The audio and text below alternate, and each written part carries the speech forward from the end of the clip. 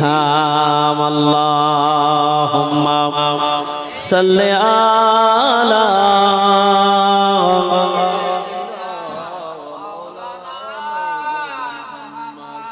وعلى آل سيدنا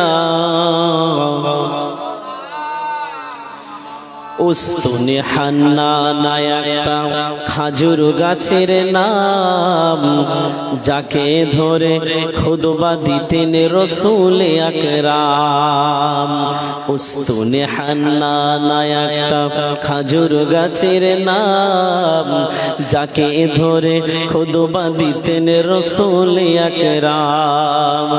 উস্তুনে হান্নানা একটা খাজুর গাছের নাম, যাকে ধরে খুতবা দিতেন রাসূল আকরাম, যাকে ধরে খুতবা দিতেন রাসূল আকরাম। গাছটা নবীর বিরহে সদা কাঁদিতে রহে, গাছটা নবীর বিরহে সদা কাঁদিতে রহে।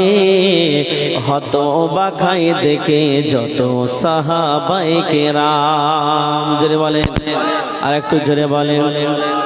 হতবাক হয় দেখে যত সাহাবায়ে কেরাম।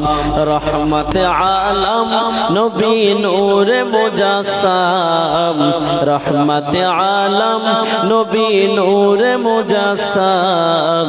সাহাবীরা আতর বানাই ওই নবীজির ঘাম, সাহাবীরা আতর বানাই ওই নবীজির ঘাম। আল্লাহুম্মা সাল্লি আলা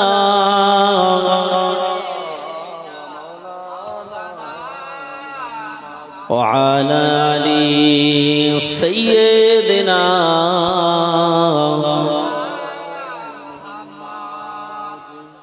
আলহামদুলিল্লাহ, সমস্ত প্রশংসা মহান স্রষ্টার দরবারে, যে আল্লাহ পাক আমাদেরকে বড় ভালোবেসে এত সুন্দর একটা মাহফিলে বসবার মতো তৌফিক দিয়েছেন। সেই মহান স্রষ্টার দরবারে ভক্তি ভরে একবার শুকরিয়া জ্ঞাপন করে বলি আলহামদুলিল্লাহ। তারপরে জানাই, বিশ্ব বৈজ্ঞানিক হয়ে যার জন্ম, বিশ্ব ভাতৃত্ব আনতে যার শুভ আগমন, সেই জগৎ বরণ্য বিশ্ব নেতা হযরতে মুহাম্মদ মুস্তাফা সাল্লাল্লাহু আলাইহি ওয়াসাল্লাম, তানার উপরে লাখ কোটি দরুদ শরীফ অবতীর্ণ হোক। আমরা সকলে পড়ি সাল্লাল্লাহু আলাইহি ওয়াসাল্লাম। তো বাবাজি, আজকে আমরা এত সুন্দর একটা পাক মাহফিলের মধ্যে আল্লাহ যেন তৌফিক দেয়, বলুন আমিন। এই আয়াতের দ্বারাই কি events Allah declare in a sentence of the Holy Quran that you find prayer means namaz, declare in a sentence of the Holy Quran not only one place but declare at 82 places। জোরে বলুন ধরি। তাহলে মৃত্যুর পরে কিন্তু আমাদের কবরের মধ্যে রেহাই পাওয়ার মতো এমন কাউকে আপনি খুঁজে পাবেন না। যদি আপনি আপনার কবরে সাপোর্ট হিসাবে কাউকে পেতে চান, তাহলে আল্লাহ পাক রব্বুল আলামিন পবিত্র কোরআন শরীফের মধ্যে সূরা মুলক বলে আল্লাহ একটা সূরা দিয়েছে। সূরাটার নাম কি বলেছি? সূরা মুলক। এই সূরাটা আছে না নাই? আছে তো? তো আল্লাহ পাক বলছেন, আমি সূরা মুলক দিয়েছি, এই সূরাটা যদি কেউ আমল করে তার কবরের ঢাল হিসাবে ওই সূরা মুলক তার জন্য তার পাশে দাঁড়িয়ে যাবে। বলুন সুবহানাল্লাহ। ও আমার ভাইজানেরা, ও সোনার মানিকেরা, কান খুলে শুনে রেখে দিন, জেনে রেখে দিন। ও আমার ভাইজানেরা, এই সূরা আমার আল্লাহ পাক আল্লাহ তাআলা পবিত্র কোরআনের মধ্যে দিয়েছে। বান্দা যদি দুনিয়ার জমিনে জীবিত থাকা অবস্থায় এই সূরা মুলকটা আমল করে, ওই বান্দাটা মারা যাওয়ার পর তার কবরে ফ্যাসিলিটি আল্লাহ পাক কত প্রকারের রেখেছে। বান্দা যদি জানে তাহলে অবাক হয়ে যাবে। একজন যুবক সূরা মুলকটা আমল করত, ওই যুবকটার ইন্তেকাল হয়ে গেল, ওই যুবকটাকে কবরে দাফন কাফন করা হলো। তার কবরের মধ্যে তাকে সাপ ছোবল মারার জন্য রেডি হয়ে গেছে, ফারিস্তারা পিটাবে বলে রেডি হয়ে গেছে, বিচ্ছু তাকে কামড় দেবে রেডি হয়ে গেছে। ও সোনার মানিকেরা, এমন দৃশ্য যদি কারো কবরে ঘটে, ওই বান্দাটা কাঁদবে না? কাঁদবে না? কাঁদবে তো? মনে করুন আমাদের কাউকে কবরে দিয়ে এসেছে, আর ওই কবরের মধ্যে আল্লাহ পাক একেবারে 70-80টা সাপ দিয়েছে। এই মজলিসে যদি একটা সাপ এসে পড়ে, বিষাক্ত সাপ, আমরা এই যতগুলো মানুষ বসে আছে আমরা সব উঠে পালাবো ভয়েতে। কিন্তু ওই টুসকুনি কবরের মধ্যে যদি 70খানা সাপ দেয়, তাহলে বলুন তার অবস্থা, সে কোথায় পালাবে? ওদিকে সাপ, এদিকে বিচ্ছু, ওদিকে ফারিস্তারা মারবে রেডি। তাহলে বলুন তার কবরে কি ভয়াবহ অবস্থা। এখন ওই যুবকটা ওই দৃশ্য দেখে কাঁদতে লাগলো। ও আমার ভাইরা, কান খুলে শুনে রেখে দিন, ওই যুবক কবরের মধ্যে চোখ খুলে দেখে এমন একটা দৃশ্য ঘটে গেছে। ওই যুবকটা চোখ বন্ধ করে কাঁদে, আল্লাহকে ডাকে, আল্লাহ পাক, আল্লাহ তাআলা, আমি কি করব, আমি কিছু বুঝতে পারছি না। আল্লাহ, ও রব্বুল আলামিন, আল্লাহ পাক, আমার কবরের মধ্যে আপনি সাহায্য করুন। আল্লাহ, আল্লাহ পাক, আপনি সহযোগিতা করুন। আমার আল্লাহর কাছে যখন সাহায্য চাইল, আমার আল্লাহ পাক তার কবরের মধ্যে সাহায্য করার জন্য আমার আল্লাহ একটা পাখি পাঠিয়ে দিল। বলুন সুবহানাল্লাহ। কি গো, একটা পাখি আর অতগুলো সাপ, অতগুলো ফারিস্তা, অতগুলো বিচ্ছু, সে একা মোকাবেলা করতে পারবে তো? বলুন, সম্ভব? একটা পাখির দ্বারাই পারবে? আল্লাহ পাক একটা পাখি কেন, একটা খোঁড়া মশা দিয়ে কাকে শেষ করেছিল? মনে নেই? খোঁড়া মশা, প্রতাপশালী বাদশা, দেশের বাদশা, যার নাম হচ্ছে নমরুদ। তার কি ক্ষমতা কম ছিল?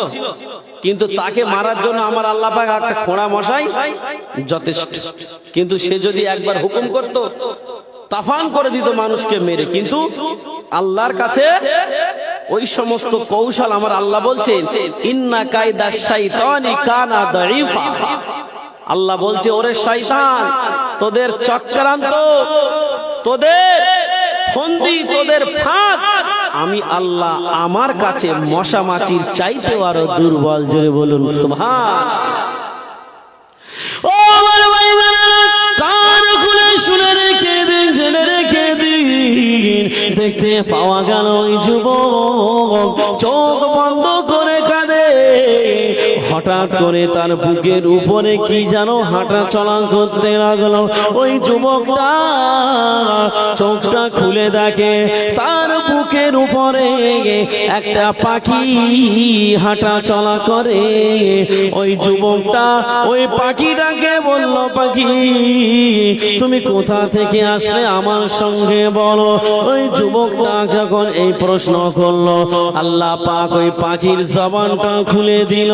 ওই সময় পাখিটা বলতে থাকে, এই যুবক, আমি দুনিয়ার জমিনে কোনো গাছে চড়া পাখি না, আমি দুনিয়ার জমিনে কোনো ফল খাওয়া পাখি না, আমি হলাম আল্লাহ পাকের কোরআন, আমি হলাম আল্লাহ পাকের কোরআন, আমার নাম হলো সুরাইমুন।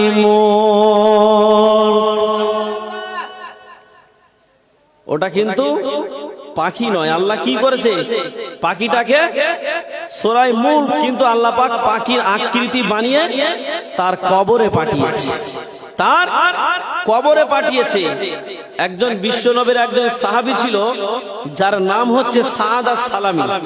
কি নাম বলেছি? সাদ আস-সালামি। বিশাল কালো সাহাবী ছিল, হযরতে বেলালের মতো।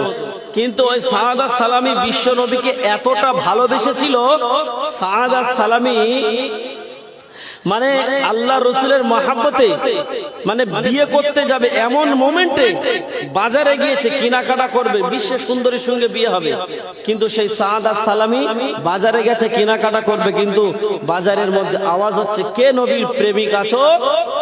বিশ্ব নবীর সঙ্গে বেঈমানদের যুদ্ধ বেঁধে গেছে। তো সাদা সালামি নবীকে এতটা ভালোবাসতো, ওই যুদ্ধর বিয়ের সরঞ্জাম না কিনে যুদ্ধর মাল তারা কিনলো, কিনে আল্লাহর রাসূলের মহব্বতে ইসলামের পক্ষে যুদ্ধ করতে করতে হযরতে সাদ আস-সালামী জীবনটা দিয়েছিল। সেই সাদ আস-সালামীর জানাজা নামাজ পড়ার জন্য আমার আল্লাহ পাক হাজার নয় লাখো লাখো ফেরেশতা সেই জানাজা নামাজ পড়ার জন্য আমার আল্লাহ পাক সেই সাদ আস-সালামীর জানাজার ময়দানে পাঠিয়েছিল। বলুন সুবহানাল্লাহ। তো সেই সাদ আস-সালামীর যদি আল্লাহ পাক তার উপরে খুশি হয়ে যদি লাখ লাখ ফেরেশতা পাঠাতে পারে, আর আল্লাহ পাক রব্বুল আলামিন ওই যে তার কবরের মধ্যে সাহায্য সহযোগিতা করার জন্য সূরা মুলককে পাখির আকৃতি বানিয়ে পাঠাতে পারে না? পারে না?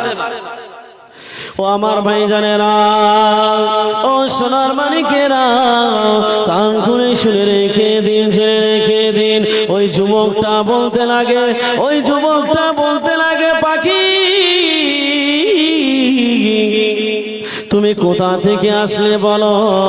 ওই সময় ওই যুবকটাকে বলল, আমি দুনিয়ার কোনো পাখি না, আমি দুনিয়ার গাছে চড়া পাখি না, আমি হলাম আল্লাহ পাকের কোরআন, আমার নাম হলো সুলাইমান। ও আমার ভাইজানেরা, ওই সুলাইমান ওই সময় বলতে লাগে, যুবক তুমি কোনো টেনশন করো না, তুমি কোনো চিন্তা করো না, আমি তোমার সঙ্গে কথা দিলাম, আমি তোমার সঙ্গে কথা দিলাম। তুমি যে এই সাপ দেখতে পাচ্ছ, তুমি যে বিচ্ছু দেখতে পাচ্ছ, তুমি যে এই ফেরেশতা দেখতে পাচ্ছ, কেউ তোমার গায়ে কোনো স্পর্শ করতে পারবে না। আমি আমার ডানাটা লম্বা করে দিলাম, আমার ডানার নিচেই তুমি ঘুমিয়ে যাও, কিয়ামত পর্যন্ত তোমার গায়ে কেউ স্পর্শ করবে না। তাহলে কোরআন যদি আমরা আমল করি, কোরআন যদি আমরা আমল করি, ইবাদত করি, তাহলে আমাদের উপকার আছে না নাই? তার জল জ্যান্ত এটা একটা প্রমাণ। তাহলে আল্লাহর কোরআন সত্য না মিথ্যা? আল্লাহর কোরআন সত্য। আল্লাহ পাক রব্বুল আলামিন এই কোরআনটা এমন একটা কিতাব, আপনি যদি বিশ্লেষণ করেন, তামাম পৃথিবীর জমিনে যত পানি আছে, তামাম পৃথিবীতে যত সাগর আছে, যত নদী আছে, সমস্ত পানি আপনি একত্রিত করবেন, করে ওই পানিগুলো কালি বানাবেন। আর পৃথিবীর জমিনে যত গাছ আছে, সমস্ত গাছগুলো আপনি কেটে কলম বানাবেন। ওই সমস্ত গাছগুলো লিখতে লিখতে লিখতে লিখতে পৃথিবীর জমিনে যত গাছ আছে, ওই গাছ শেষ হয়ে যাবে। পৃথিবীর জমিনে যত পানি আছে, ওই পানির থেকে ডুবিয়ে ডুবিয়ে লিখবেন, ওই পানি শেষ হয়ে যাবে, কিন্তু আল্লাহ পাকের এই কোরআনের কথা লেখা শেষ হবে না। জোরে বলো। ও আমার ভাইরা, কান খুলে শুনে রেখে দিন, জেনে রেখে দিন। ওই সূরা মুলককে বলল, এই যুবক তুমি কোনো টেনশন করো না, তুমি কোনো চিন্তা করো না, আমি তোমার সঙ্গে কথা দিলাম, কিয়ামত পর্যন্ত আমার ডানার নিচে ঘুমিয়ে যাও। ওই যুবকটাকে বলে আশ্বাস দিল। ওই যুবকটা শুধু কবরে ফ্যাসিলিটি পাবে না, দেখতে পাওয়া যাবে বাবা কিয়ামতের ময়দানে, যখন ওই যুবকটা যদি জাহান্নামে চলে যায়, কোন বান্দা কোন বান্দি যদি জাহান্নামে চলে যায়, আর দুনিয়ার জমিনে যদি ওই বান্দা বান্দি সূরা মুলকটা আমল করতে পারে, দেখতে পাওয়া যাবে তার কিয়ামতের ময়দানে ওই সূরা মুলক তার পক্ষে দাঁড়িয়ে যাবে। বলুন সুবহানাল্লাহ। যদি দুনিয়ার জমিনে জীবিত থাকা অবস্থায় সূরা মুলকটা যদি আমল করতে পারে, এই সূরা মুলক তার পক্ষে দাঁড়িয়ে যাবে। কোথায় দাঁড়াবে? তার পক্ষে দাঁড়িয়ে যাবে। মনে করুন একজন ব্যক্তি সূরা মুলক আমল করত, কিন্তু তাকে জাহান্নামায় যেতে হবে কোনো কারণবশত। কিন্তু ওই জাহান্নামার থেকে টেনে আনার ক্ষমতা পৃথিবীর কোনো মানুষের আছে? যদি একমাত্র হয়, আমার আপনার নবীকে আল্লাহ পাক এই ক্ষমতা দেবে, আর কারোর দেবে? কিন্তু ওই জায়গা থেকে ফিরিয়ে আনতে পারে একজন, আল্লাহ পাক ক্ষমতা দিয়েছে, যার নাম হচ্ছে সূরা মুল।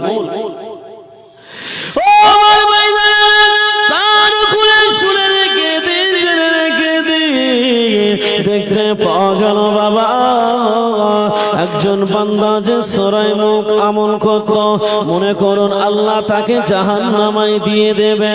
ও সোনার মালিকেরা, ওই সূরা মুলক তার পক্ষে দাঁড়িয়ে যাবে, আল্লাহর কাছে ফরিয়াদ করবে, ও রব্বুল আলামিন, আল্লাহ পাক আপনি এই বান্দাকে জাহান্নামায় দেবেন না, আল্লাহ পাক আপনি এই বান্দাকে জাহান্নামায় দেবেন না। আল্লাহ, ও রব্বুল আলামিন, আল্লাহ পাক আপনার এই বান্দাটা আমি কোরআন আমাকে ভালোবেসে, আমাকে মহব্বত করে, আমাকে মাথায় নিয়েছিল, আমাকে বুকে নিয়েছিল, আমাকে মুখে নিয়ে চুমা খেয়েছিল।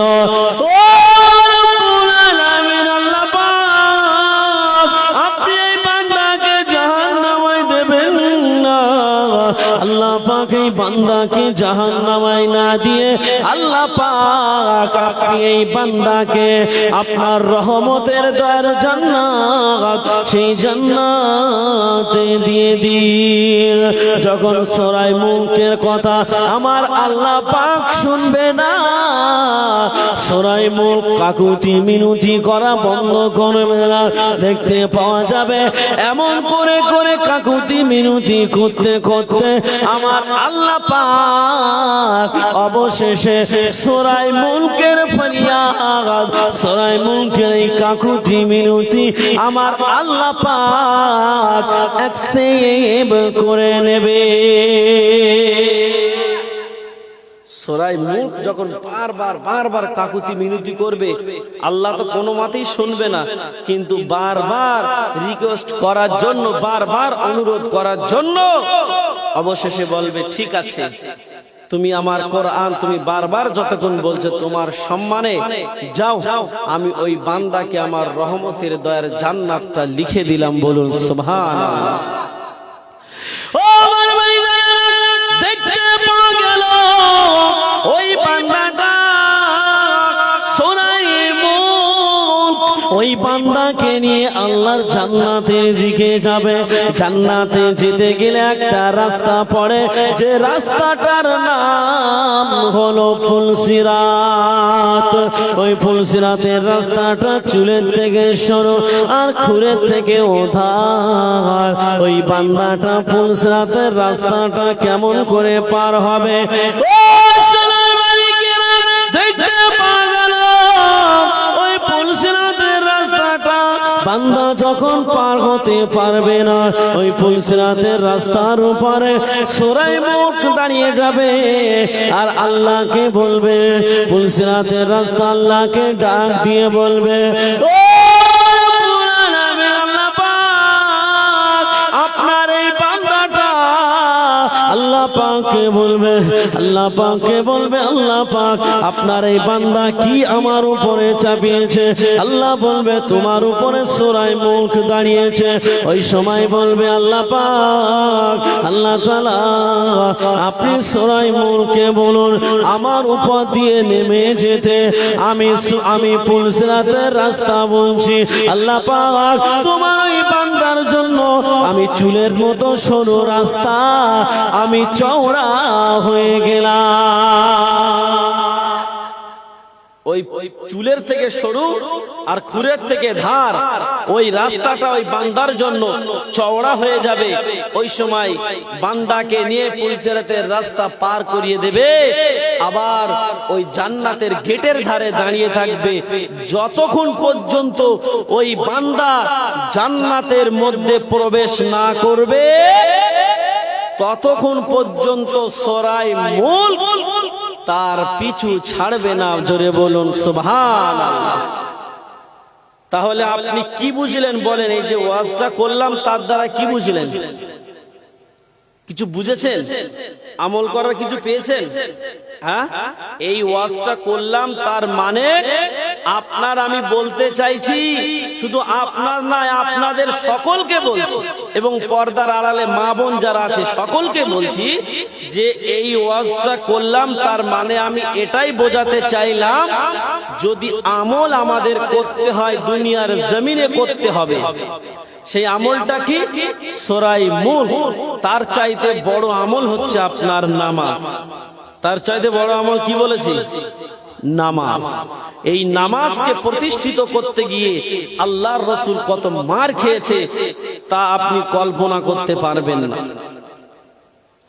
ও আমার ভাইজানেরা, ও সোনার মানিকেরা, কান খুলে শুনে রেখে দিন, শুনে রেখে দিন। এই নামাজকে প্রতিষ্ঠিত করতে গিয়ে আল্লাহর নবী এতটা মার খেয়েছে আপনি জানলে অবাক হয়ে যাবেন। আল্লাহ পাক ইসলাম আল্লাহ পাক রব্বুল আলামিনের হাবিব এই ইসলামটা প্রতিষ্ঠিত করতে গিয়ে নিজের শরীরের রক্ত দিয়েছে। আর আল্লাহ রাসূলের রক্ত দেওয়াটা আমার আল্লাহ পাক ব্যর্থ করেন না। কেননা আল্লাহ পাক, আল্লাহ তাআলা আমার আপনার নবীকে এতটা মায়ার নবী করেছে, নবীকে দেখলে বান্দা মায়ায় পড়ে যেতে। দেখতে পাওয়া গেল একজন এতিম আল্লাহর নবীর জামানায় একজন এতিম, তার খাজুর গাছ, একটা ধনী ব্যক্তি যার খাজুর গাছটা এতিমের জায়গাতে পড়ে গেছে। ওই এতিমটা ওই খাজুর বাগানের মালিক আবু লুবাবাকে বলছেন, ও বাবা আবু লুবাবা, তোমার একটা খাজুর গাছ, আমি এতিম, আমার জায়গাতে পড়ে গেছে, আমার আব্বা নাই, আমি আমার সীমানাটা আমি বরাদ্দ করে নেব। তোমার একটা খাজুর গাছ আমার জায়গাতে পড়ে গেছে, তোমার গাছটা তুমি কেটে নাও। যদি কেটে না নাও, ওই গাছটা আমার কাছে বিক্রি করে দাও। আর যদি আমার কাছে বিক্রি না করো, ওই গাছটা তুমি আমায় দান করে দাও। ভালো করে ওয়াজ কিন্তু বুঝবেন, উল্টো পাল্টা বুঝে বাড়ি যাবেন না। কথাগুলো কি বলছি শুধু বুঝবেন আর আমল করবেন। এর মধ্যে কি আছে আমি যা বলবো শুধু আমল করার জিনিস। আমল করবেন, মরার পরে আপনার বউ, আপনার মা, আপনার আব্বা, আপনার ভাই, আপনার বন্ধু কেউ আপনার কবরে যাবে না। কিন্তু আমি যে ওয়াজটা করছি এই আমলটা জীবনে করবেন। আপনার কবর, হাসর, মিজান, পুলসিরাত সমস্ত ঘাটি আসানের সঙ্গে আমার আল্লাহ পাক চাহে তো পার করে দেবে। বলুন সুবহানাল্লাহ। ও আমার ভাইজানেরা, ও সোনার মানিকেরা, কান খুলে শুনে রেখে দিন, জেনে রেখে দিন। দেখতে পাওয়া গেল বাবা আল্লাহর নবীর জামানায় যখন এই ব্যাপারটা ঘটে গেল, আল্লাহ নবীর সাহাবী আবু লুবাবাকে যখন এতিম বলল, তোমার ওই গাছটা আমার কাছে দান করে দাও, ওই গাছটা দান করে না। আল্লাহ নবীর সাহাবী আবু লুবাবাকে বলল, ওই গাছটা আমার কাছে বিক্রি করে দাও। ওই গাছটা বিক্রি করলো না, বললো গাছটা তুমি কেটে নাও। কিন্তু আবু লুবাবা গাছটা কাটে না। এই বিচারটা আল্লাহ নবীর কাছে নিয়ে চলে গেল। আল্লাহ নবীর কাছে গিয়ে বলছে, ইয়া রাসূলুল্লাহ, ইয়া হাবিবাল্লাহ, আপনার সাহাবী আবু লুবাবা তার একটা খাজুর গাছ আমার জায়গাতে পড়ে গেছে, আমি এতিম, আমার সীমানা করতে চাই। ইয়া রাসূলুল্লাহ, ইয়া হাবিবাল্লাহ, হুজুর আপনার সাহাবীকে আমি বললাম তোমার গাছটা তুমি আমাকে দান করে দাও। সে আমার কাছে দান করার জন্য রাজি হলো না। আমি বললাম গাছটা আমার কাছে বিক্রি করে দাও, কিন্তু সে গাছটা বিক্রি করতে রাজি হলো না। ইয়া রাসূলুল্লাহ, হে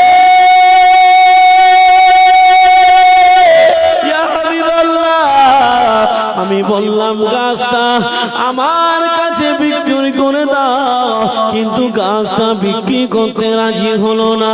আমি অবশেষে বললাম তোমার গাছ তুমি কেটে নাও, কিন্তু সে গাছটা কাটতে রাজি হলো না।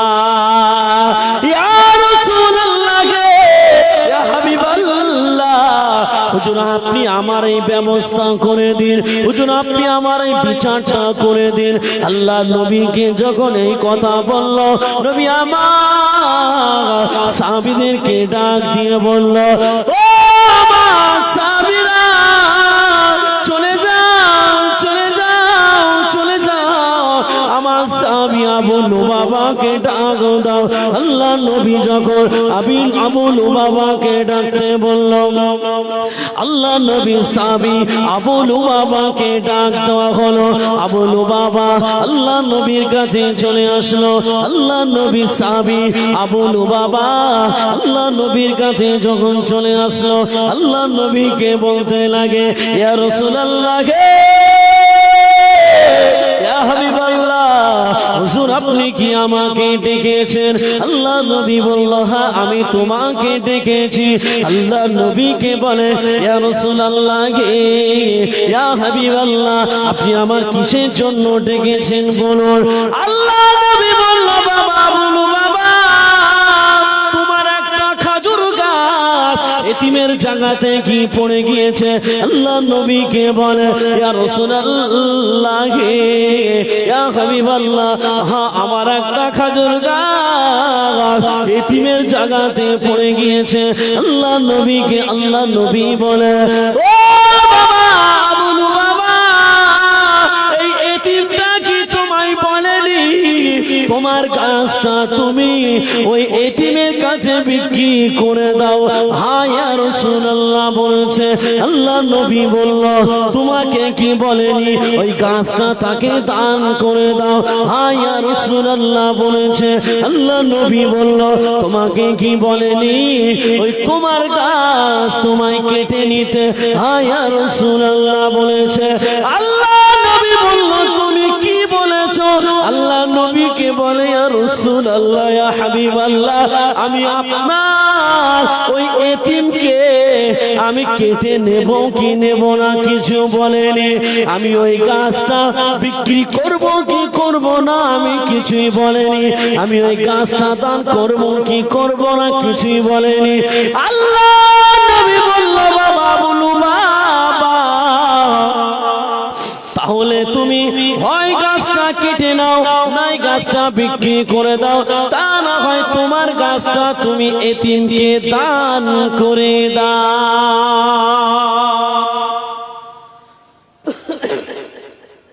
বলছে তোমার গাছটা হয় তুমি কেটে নাও, নাই দান করে দাও, আর না হয় তুমি বিক্রি করে দাও। আল্লাহ রসুল যখন বলছে তোমার গাছটা কেটে নাও, যে হ্যাঁ ইয়া রাসূলুল্লাহ আমি কেটে নেব। আল্লাহ রসুল যখন বলছে তোমার গাছটা তুমি বিক্রি করে দাও, যে হ্যাঁ ইয়া রাসূলুল্লাহ বিক্রি করব।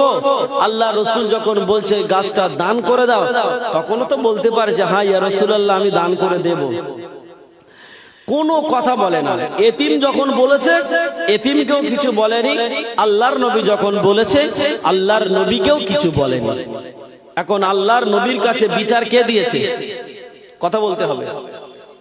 ওই এতিম বিচারটা দিয়েছে আল্লাহ রসুলের কাছে।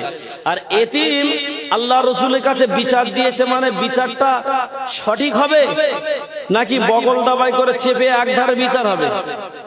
আমাদের সমাজে এমন বিচার হয় না, হয় না, হয় না, হয় না, হয়তো এদিককার বিচার ঘুরিয়ে ওদিকে দিয়ে দেয়। কিন্তু যত বেঈমান বেদিন ছিল সকলেই জানতো যে ন্যায় বিচার করনেওয়ালা আব্দুল্লাহর বেটা মুহাম্মদ, যার নাম হচ্ছে জনাবে মুহাম্মদ রাসূলুল্লাহ, বলুন সাল্লাল্লাহু আলাইহি ওয়াসাল্লাম, সকলেই জানতো। ও আমার ভাইরা,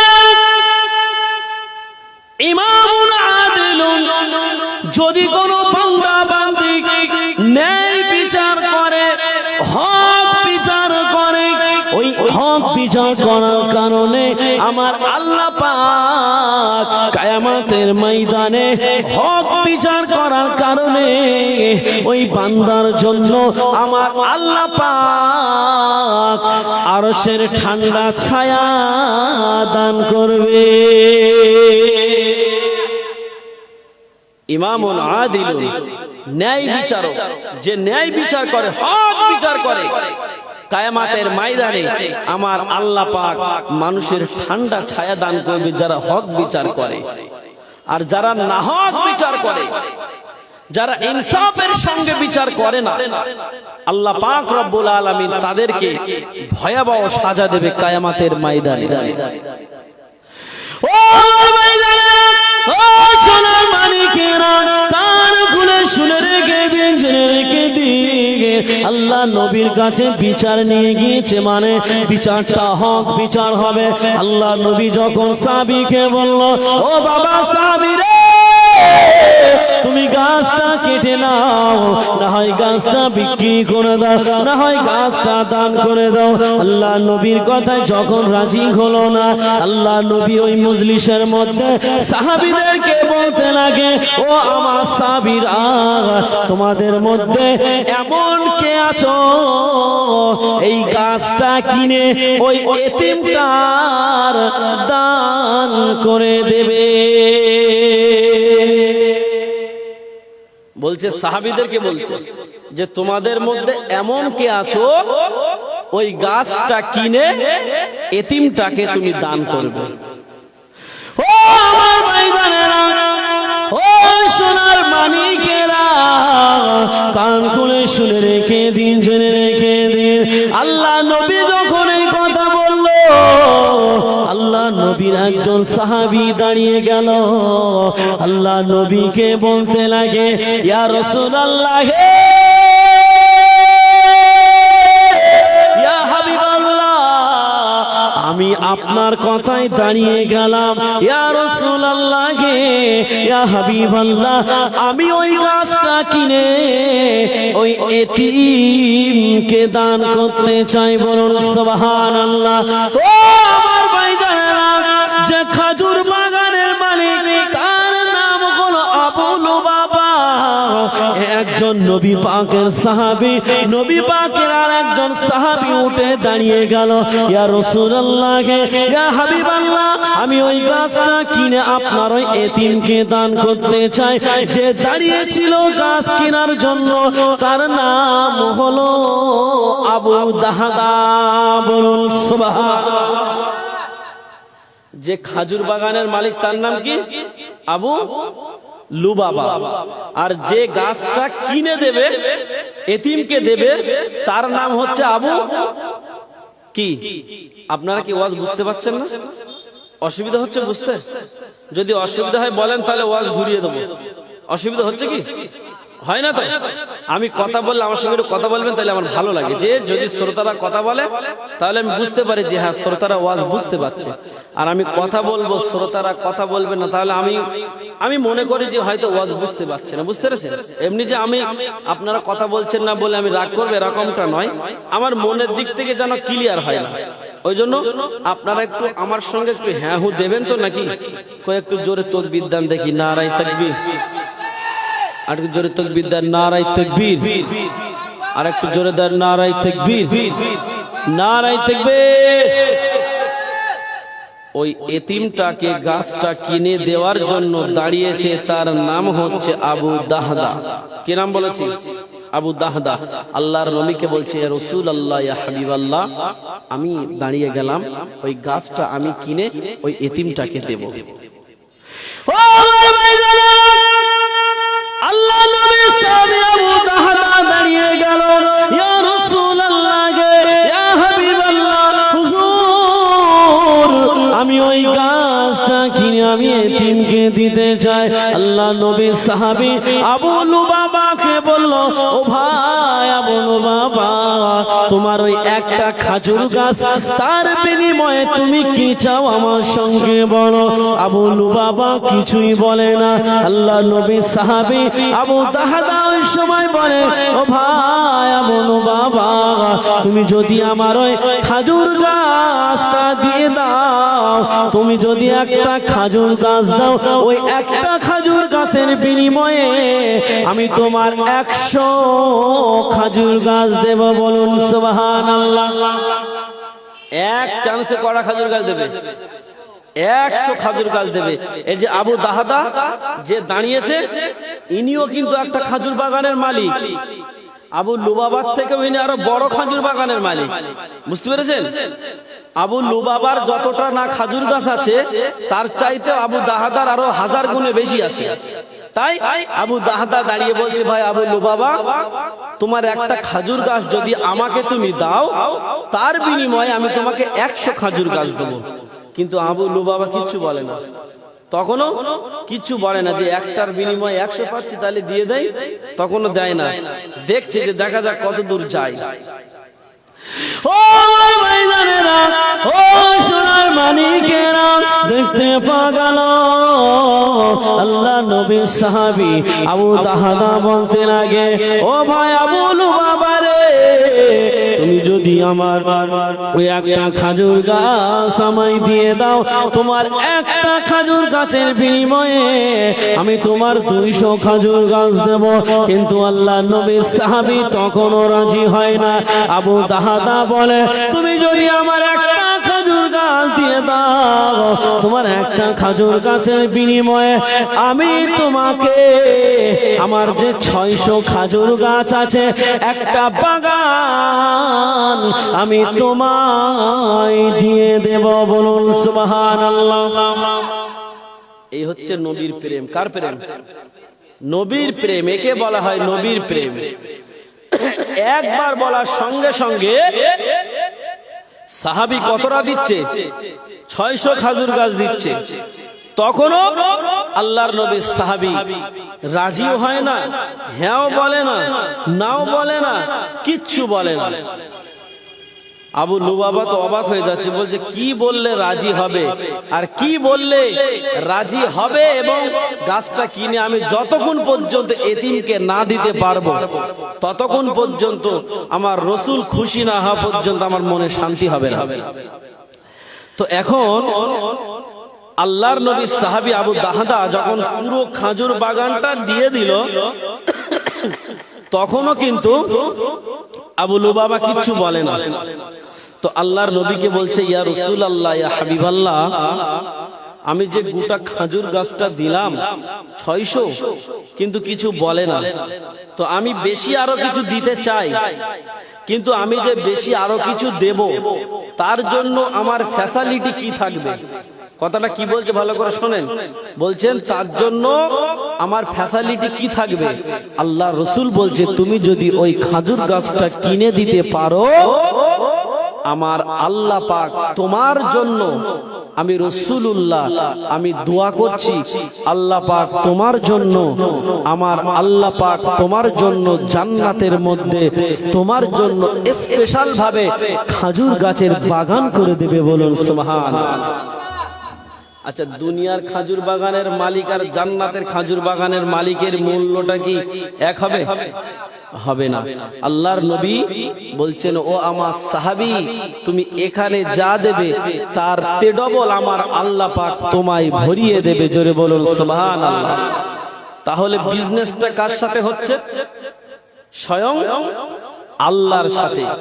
চলুন এবারে দেখুন সেই সাহাবী এই কথা বলে এখন আবু লুবাবাকে আবার বলতে লাগলো, তো আমার ভাইজানেরা, ও সোনার মানিকেরা, কান খুলে শুনে রেখে দিন, জেনে রেখে দিন, আল্লাহ নবীর সাহাবী আবু দাহদা ওই সময় বলতে লাগে, ও ভাই আবু লুবাবা, তোমাকে আমি 600 খাজুর গাছ দিলাম, গোটা বাগানটা দিয়ে দিলাম, কিন্তু তুমি আমার একটা খাজুর গাছ দিলে না।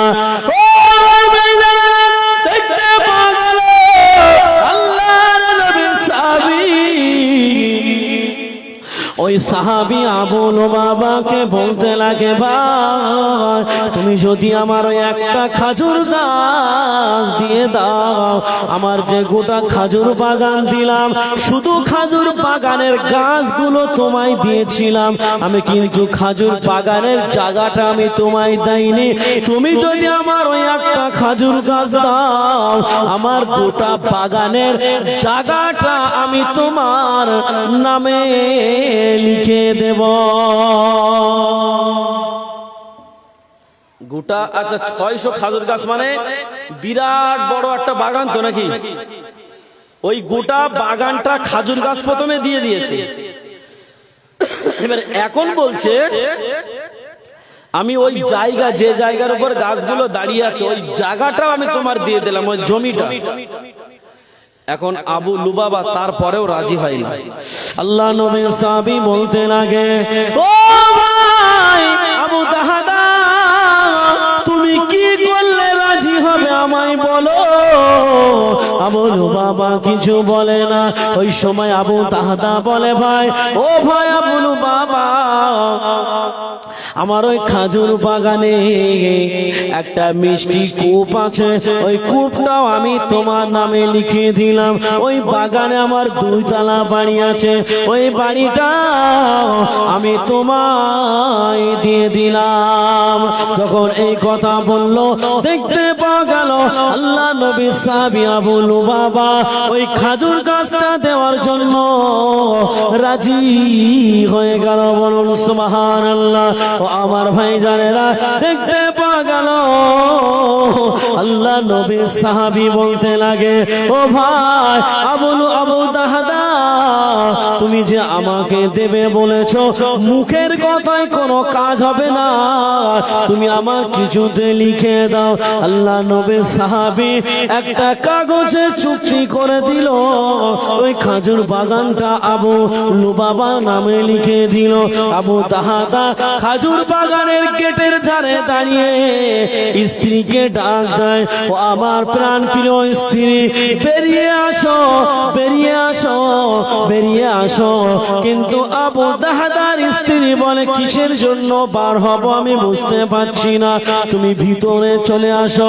ওই সময় বলে, না আমি ভিতরে ঢুকতে পারবো না, কেননা এই গাছ আর এই বাগানটা এখন আমাদের আর নাই। বলছে, না আমি ঢুকবো না, কারণ এই গাছ আর এই বাগান একটাও আমাদের না। বলছে এই গাছ আর এই বাগান আর এই বাড়ি আমাদের নয়, কাদের? ওই সময় আবু দাহাদা স্ত্রীকে বলছে, এই বাগানটা আমি আল্লাহর সঙ্গে আমি বিজনেস করেছি, স্বয়ং আল্লাহর সঙ্গে বিজনেস করে আমি এই গাছটা কিনে আমি এতিমকে দিয়ে দিয়েছি, তুমি বেরিয়ে আসো। সব ঘটনাগুলো খুলে বলল, এই হয়েছে, ওই জন্য আমি গাছ, আমাদের এই বাড়ি, আমাদের এই জায়গা জমি সব আমি ওই আবু লুবাবার নামে লিখে দিয়েছি। কিন্তু আবু লুবাবার খাজুর গাছ যেটা কিনেছে, ওই খাজুর গাছ কিন্তু 12 মাস খাজুর হতো না, আর আবু দাহাদার ওই গাছ ওই সারা বছর খাজুর হতো 12 মাস। কিন্তু মক্কা মদিনার সব থেকে খাজুরের টেস্ট হচ্ছে ওই আবু দাহাদার বাগানের খাজুরের টেস্ট ছিল বেশি। আমাদের এই এলাকার মধ্যে যদি টপ র্যাঙ্কের জিনিস যদি আমাদের থাকে, আমরা সেই জিনিস হাতছাড়া করব না। কিন্তু নবীর মহাব্বতে, নবীর ভালোবাসায় এক মুহূর্তের জন্য সাহাবীরা দিতে দ্বিধাবোধ করেনি। একেবারে রাসূলের মহাব্বতে ওই জিনিসটা সমস্ত কিছু আবু লুবাবার নামে লিখে দিল। ও আমার ভাইরা, আল্লাহ নবীকে আবু দাহাদা বলে, ইয়া রাসূলুল্লাহ, ইয়া হাবিবাল্লাহ, আপনি বলুন আল্লাহ পাক আমার জন্য কি করবে? আল্লাহ নবী ওই সময় বলে, ও বাবা আবু দাহাদা, আমি রাসূলুল্লাহ দেখতে দেখতে পাচ্ছি আমার আল্লাহ পাক আল্লাহ তাআলার রহমতের ফারিস্তা নিয়ে তোমার জন্য খেজুর গাছ বসিয়ে তোমার নামে আমার আল্লাহ পাক বাগান তৈরি করা শুরু করেছে। বলছে আমি রাসূলুল্লাহ দেখতে পাচ্ছি আল্লাহ পাক রহমতের ফারিস্তা নিয়ে তোমার জন্য খেজুর বাগান করা আমার আল্লাহ পাক শুরু করে দিয়েছে। বলুন সুবহানাল্লাহ। তাহলে কাজ হয়েছে না হয়নি? হয়েছে তো। আমরা এই রসুলকে ভালোবাসবো, আমরা রসুলকে মহব্বত করব, ভালোবাসবো। কার চাইতে? নিজের সন্তান, নিজের স্ত্রী, নিজের মা, নিজের বাপ, টাকা পয়সা ধন সম্পদের অপেক্ষায় রসুলকে বেশি মহব্বত করতে হবে, তবেই রসুলের প্রেম বলা যাবে।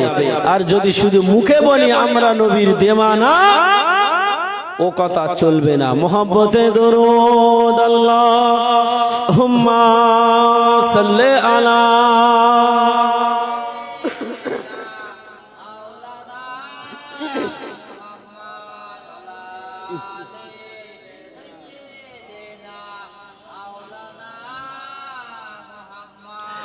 কালমা লা ইলাহা ইল্লাল্লাহ, লা ইলাহা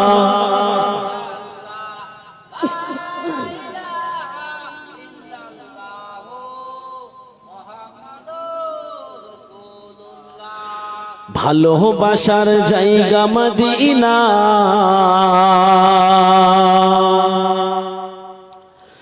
ভালো লাগার জায়গা মদিনা, ভালোবাসার জায়গা মদিনা, ভালো লাগার জায়গা মদিনা।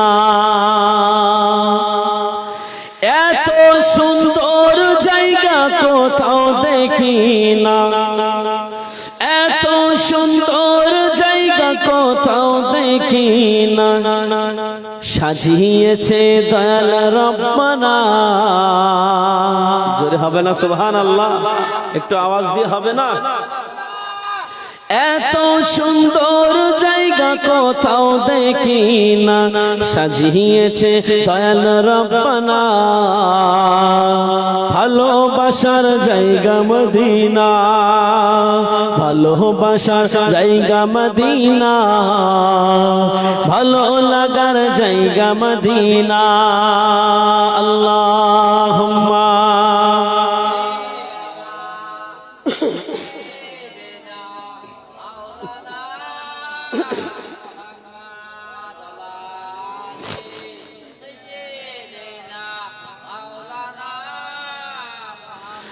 মদিনা শরীফে নূরের খাজিনা, মদিনা শরীফে নূরের খাজিনা, আশিক ছাড়া অন্য বোঝে না। জোরে হয় না সুবহানাল্লাহ? চিল্লে হলো না? মদিনা শরীফে নূরের খাজিনা, আশিক ছাড়া অন্য বোঝে না। ভালোবাসার জায়গা মদিনা, ভালোবাসার জায়গা মদিনা,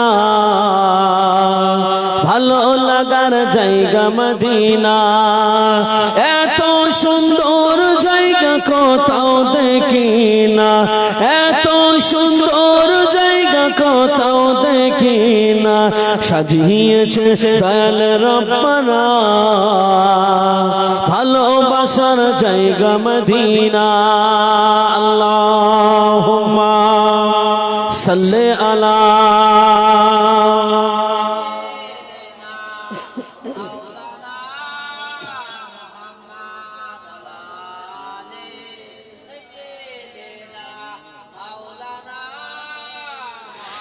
একদিন কবর যাব, কেউ তো যাবে না। কেউ যাবে কবরে? কেউ যাবে? আপনার স্ত্রী যাবে, আপনার মা যাবে, আপনার বাপ, আপনার সন্তান, কেউ যাবে না। তাই বলছে একদিন কবর যাব, কেউ তো যাবে না।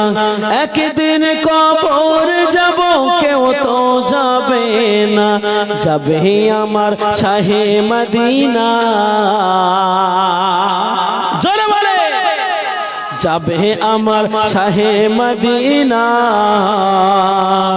ভালোবাসার জায়গা মদিনা।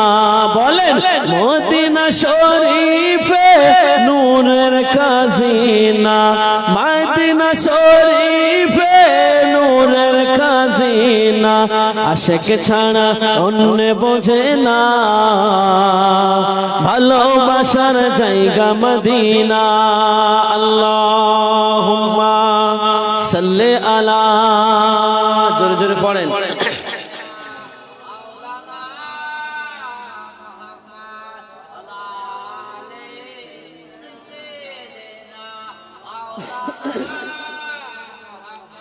যতই দরুদ পড়ি তৃপ্তি মেটে না, যতই দরুদ পড়ি তৃপ্তি মেটে না, সুন্নতেও শান্তি থাকে না।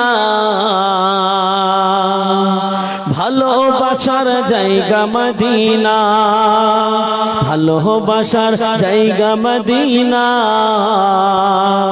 ভালো লাগার জায়গা মদিনা। মদিনা শরীফে নূরের খাজিনা, মদিনা শরীফে নূরের খাজিনা। আশিক ছাড়া অন্য বোঝে না, ভালোবাসার জায়গা মদিনা। আল্লাহুম্মা সাল্লি আলা,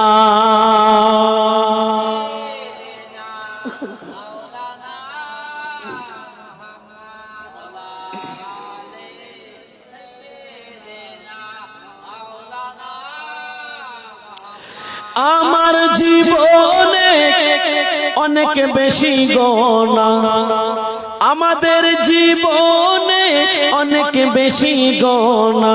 গোনা আছে না নাই? জোরে বলেন আছে না নাই? কেউ আমরা বুকে হাত দিয়ে বলতে পারবো আমরা বেগুনা মাসুম? পারবো কি? তাই বলছে আমাদের জীবনে অনেক বেশি গোনা, আমার জীবনে অনেক বেশি গোনা। তাই হাবিবের কদম ছাড়বো না। জোরে হবে না? একসঙ্গে বলেন আমার জীবনে অনেক বেশি গোনা, আমাদের জীবনে অনেক বেশি গোনা। তাই হাবিবের কদম ছাড়বো না। ভালোবাসার জায়গা মদিনা, ভালোবাসার জায়গা মদিনা, ভালো লাগার জায়গা মদিনা। এত সুন্দর জায়গা কোথাও দেখি না, এত সুন্দর জায়গা কোথাও দেখি না। সাজিয়েছে দয়াল রব্বানা, ভালোবাসার জায়গা মদিনা। মদিনা শরীফে নূরের খাজিনা, মদিনা শরীফে নূরের খাজিনা। আশিক ছাড়া অন্য বোঝে না, ভালোবাসার জায়গা মদিনা। আল্লাহুম্মা সাল্লি আলা,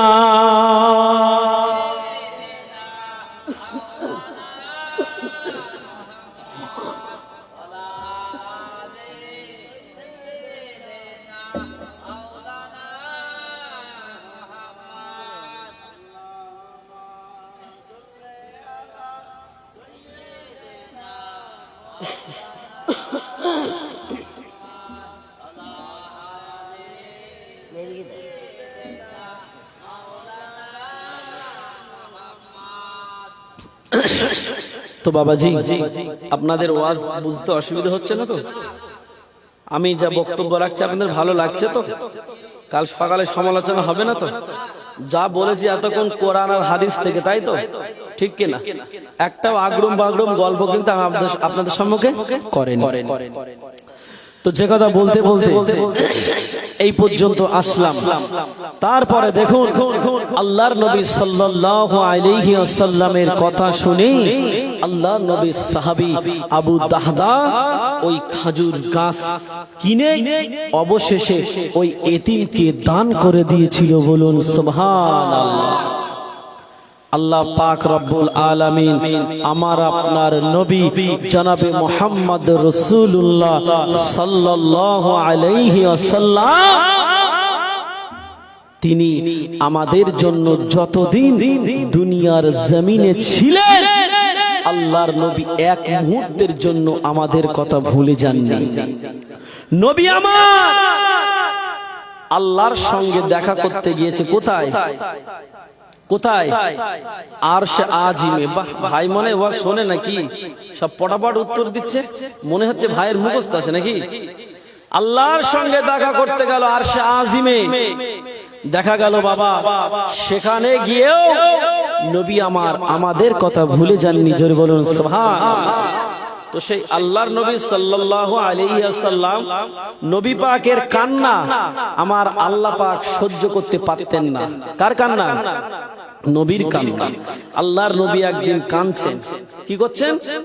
কাঁদছেন। আমার আল্লাহ পাক রব্বুল আলামিন আমার আপনার নবীর কান্না সহ্য না করতে পেরে আমার আল্লাহ পাক ফেরেশতা জিবরাইলকে ডাকলো, জিবরাইল কোথায় আছো তুমি? আমার হাবিব, আমার দোস্ত, আমার বন্ধু কাঁদছে। ও আমার, যখন আল্লাহ পাক রব্বুল আলামিন ফেরেশতা জিবরাইলকে যখন অর্ডার করলো, আল্লাহর হুকুম অমান্য করার মতন কারো ক্ষমতা আছে না। তো সে ফেরেশতা জিবরাইল আল্লাহর কথা শুনে জমিনে চলে আসলো। ও আমার ভাইরা, ফেরেশতা জিবরাইল জমিনে চলে এসে আমার আপনার নবীকে সালাম দিল। আসসালাতু ওয়াসসালামু আলাইকা ইয়া রাসূলুল্লাহ, ইয়া হাবিবাল্লাহ। আল্লাহ পাক ডাক দিয়েছে, ইয়া রাসূলুল্লাহ, ইয়া হাবিবাল্লাহ, আমার আল্লাহ পাক আপনাকে ডেকেছে, আপনি চলুন। ফেরেশতা জিবরাইল আমার আপনার নবীকে নিয়ে চলতে শুরু করলো। চলতে চলতে চলতে চলতে প্রথম আসমানে উঠে গেল। দেখতে পাওয়া গেল প্রথম আসমানের দরওয়াজা নক করা। ফেরেশতা জিবরাইল প্রথম আসমানের দরওয়াজায় নক করলো। ফেরেশতা জিবরাইল যখন আসমানের দরওয়াজায় নক করলো, আসমানের দারোয়ান বলছে, কে দরওয়াজায় নক করে? ফেরেশতা জিবরাইলকে যখন বলল আমি অন্য কেউ নয়, আমি হলাম আল্লাহ পাকের ফেরেশতা, ফেরেশতা জিবরাইল আলাইহিস সালাতু ওয়াসসালাম। বলছে আমি ফেরেশতা জিবরাইল এসেছি। বলছে কি চাই, কি দরকার? বলছে কি যে আসমানের দরজাটা ওপেন করো। বলছে কেন? বলছে আসমানে উঠবো। বলছে হবে না। বলে কেন? বলছে হবে না তার কারণ হচ্ছে এই আসমানের উপরে আমার আল্লাহ পাক স্পেশাল একটা রাস্তা করে রেখেছে। আর যে রাস্তা দিয়ে জান্নাতুল ফিরদাউস থেকে কার্পেট বিছিয়ে রেখেছে, জান্নাতুল ফিরদাউস থেকে স্পেশাল ফুলের পাপড়িগুলো এনে ওই রাস্তায় বিছিয়ে রেখে দিয়েছে। ওই রাস্তা দিয়ে একমাত্র আমার আল্লাহ পাকের হাবিব জনাবে মুহাম্মদ রাসূলুল্লাহ সাল্লাল্লাহু আলাইহি ওয়াসাল্লাম তিনি যেদিন আসবে সেদিনে এই রাস্তাটা ওপেন করা হবে, তার আগে আসমানের দরজা খোলা হবে না।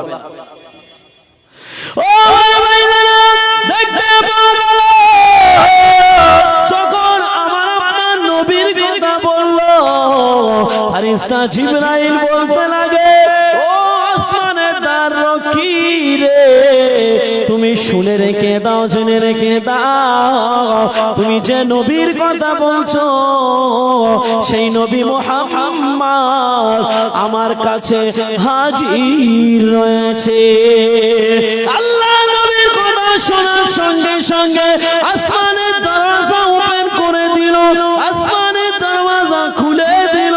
আল্লাহ নবীর কথা শুনে যখন আসমানের দরওয়াজা খুলে দিল, আল্লাহ নবী আসমানের উপরে উঠে দেখে কার্পেট বিছিয়ে স্পেশাল রাস্তা করে রেখেছে। আল্লাহ নবী ওই রাস্তা দিয়ে হেঁটে যায়, ফারিস্তারা আহলান সাহলান করে আমার আপনার নবীকে সম্মান করতে লাগে। আল্লাহ নবী সম্মান থেকে অবাক হয়ে গেল।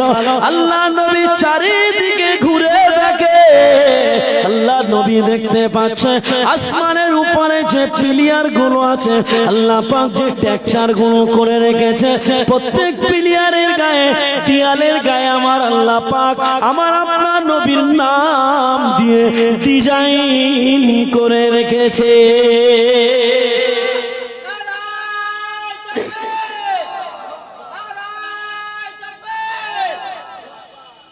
আল্লাহ পাক ডিজাইন করে রেখে দিয়েছে পিলিয়ারের গায়ে, দরওয়াজার গায়ে, গেটের গায়ে, পিলিয়ারের গায়ে, টেক্সচারের গায়ে, দেয়ালের গায়ে আমার নবীর নাম দিয়ে আল্লাহ পাক এক এক জায়গায় এক এক রকমের সুন্দর সুন্দর ডিজাইন করেছে।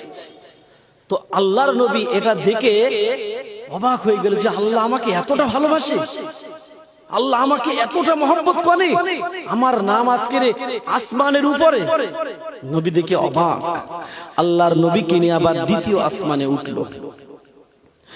ও আমার ভাইরা, নবী আমার দিন দুনিয়ার বাদশাহ হাবিবুল্লাহ জনাবে মুহাম্মদ রাসূলুল্লাহ একমাত্র আমার আল্লাহ পাকের হাবিব ছাড়া। বলুন সুবহানাল্লাহ। ওই একই প্রশ্ন আর একই উত্তর বলছে, এই আসমানের উপরে আল্লাহ স্পেশাল রাস্তা করেছে, আমার নবী ছাড়া আর কেউ যেতে পারবে না। যখন এই কথা বললো, ফারিস্তা জিবরাইল একই কথা বললো, তুমি যে নবীর কথা বলছো সেই নবী মুহাম্মদ আমার সঙ্গে হাজির আছে। আল্লাহর নবীর কথা বলার সঙ্গে সঙ্গে দ্বিতীয় আসমানের দরওয়াজাটাও ওপেন করে দিল। নবীকে সম্মান করতে লাগলো, নবীকে সম্মাননা দিল, নবীকে ফুলের পাপড়ি দিয়ে নবীকে আহলান সাহলান করে সম্মান করতে লাগলো। ও আমার ভাইরা, নবী আমার দিন দুনিয়ার বাদশাহ হাবিবুল্লাহ জনাবে মুহাম্মদ রাসূলুল্লাহ সাল্লাল্লাহু আলাইহি ওয়াসাল্লাম আল্লাহর নবী, নবী আমার নবীকে যখন আহলান সাহলান করে সম্মান করলো, আল্লাহ নবী দেখে দ্বিতীয় আসমানের পিলিয়ারের গায়ে, দরওয়াজার গায়ে, টেক্সচারের গায়ে আমার আল্লাহ পাক আরো সুন্দর সুন্দর ডিজাইন করে রেখেছে। আল্লাহ নবী এবারে ওই দৃশ্য দেখে হাসতে লাগে। আল্লাহ নবীকে বলে, ফারিস্তা জিবরাইল বলে, ইয়া রাসূলুল্লাহ,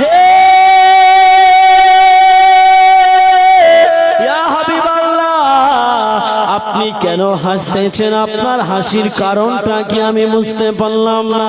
আপনি তো দুনিয়ার জমিনে কাঁদতেছিলেন, আপনি কেন এখন হাসেন?